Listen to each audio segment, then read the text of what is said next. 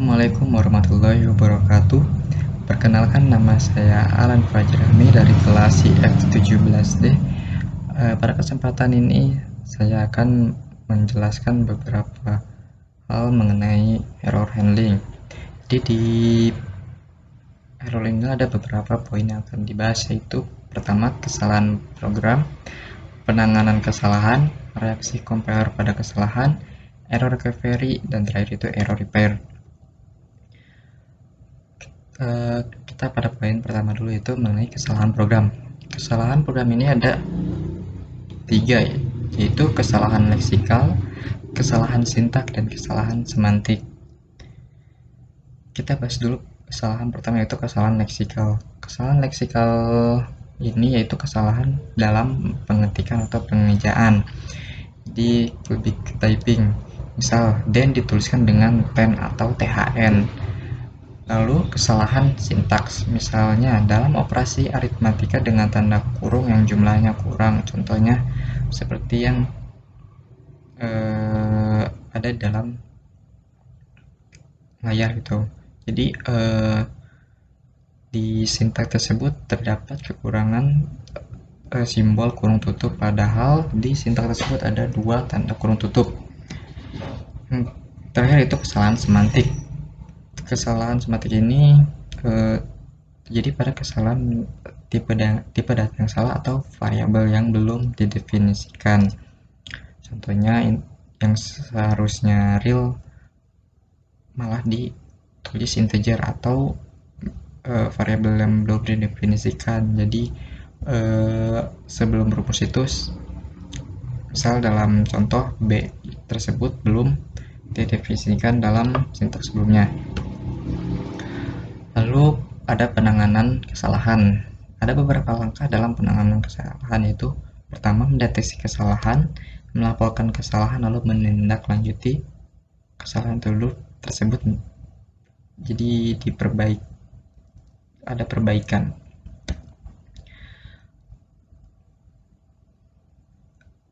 Lalu penanganan kesalahan. Misal, compiler menemukan kesalahan yang bisa meliputi kode kesalahan, pesan kesalahan dalam bahasa alami, nama dan atribut identifier. Contohnya error 162 jumlahnya unknown identifier. Dapat diartikan kode kesalahan 162 pesan kesalahan unknown identifier nama identifier sama dengan jumlah. Selanjutnya itu reaksi terhadap kesalahan. Ada beberapa reaksi yang dilakukan oleh compiler. Yang pertama itu reaksi yang tidak dapat diterima. Yang kedua, reaksi yang benar tapi kurang dapat diterima dan kurang bermanfaat. Nah, contoh di sini reaksi yang tidak dapat diterima, misalnya compiler crash atau berhenti atau hang, lalu looping, jadi compiler tidak bisa berhenti, jadi mengulang terus compiler looping, sintaks looping tersebut itu, atau menghasilkan objek yang program yang salah, jadi error, malah memunculkan program yang lain. Yang kedua itu reaksi yang benar tapi kurang dapat diterima dan kurang bermanfaat. Contohnya, si pemrogram ini membuang waktu untuk melakukan pengulang kompilasi untuk setiap kali terdapat sebuah error. Jadi setiap error itu dikompil, padahal dapat di compiler atau di penanganan itu bisa 1 kali compiler. Reaksi yang dapat diterima, reaksi yang sudah dapat dilakukan, compiler melakukan error, melaporkan error gitu, jadi melakukan recovery, pemulihan, atau repair, jadi perbaikan. Yang itu reaksi yang belum dapat dilakukan, contohnya compiler melakukan reaksi kesalahan, jadi compiler melakukan koreksi dulu, menghasilkan objek program sesuai yang diinginkan pemrogram, lalu compiler memiliki kemampuan untuk mengetahui maksud dari pemrogram, belum diimplementasikan pada program sekarang ini. Jadi 4 tadi itu reaksi yang belum dapat dilakukan. Error recovery ini bertujuan mengembalikan parser ke kondisi stabil agar dapat melanjutkan proses parsing ke posisi selanjutnya. Jadi menggunakan mekanisme ad hoc recovery yang dilakukan tergantung dari sisi pembuat compiler, tidak terikat pada suatu aturan tertentu. Disebut juga dengan istilah purpose error recovery. Second error recovery itu untuk melokalisir kesalahan. Jadi ada dua poin, yaitu panic mode sama yang kedua unit deletion.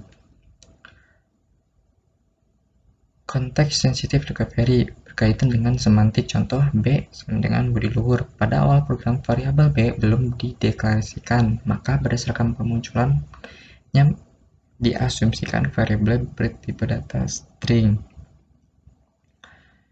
Selanjutnya itu error repair. Error repair ini merupakan memperbaiki kesalahan dan membuat suatu program yang valid atau memodifikasi aplikasinya. Jadi seperti error recovery itu menggunakan mekanisme ad hoc tergantung pada si pembuat compiler. Lalu sintak direct repair menyimpan simbol terminal yang dianggap hilang atau yang menyebabkan error. Contohnya while compiler akan menyisipkan do secara otomatis dalam kode while tersebut. Error repair contoh lainnya itu kelebihan simbol n yang menyebabkan kesalahan, maka compiler akan membuangnya secara otomatis. Compiler akan membuang kode n atau simbol n. Jadi dalam contoh sintak di atas itu ada dua simbol n, padahal seharusnya satu. Yang terakhir yaitu konteks sensitive repair. Tipe identifier membuat identifier dummy, maka jadi contohnya itu yang di atas, yang variabel string begin sama dengan no n, maka compiler akan memperbaiki kesalahan dengan membuat identifier baru, misalnya bertipe data integer.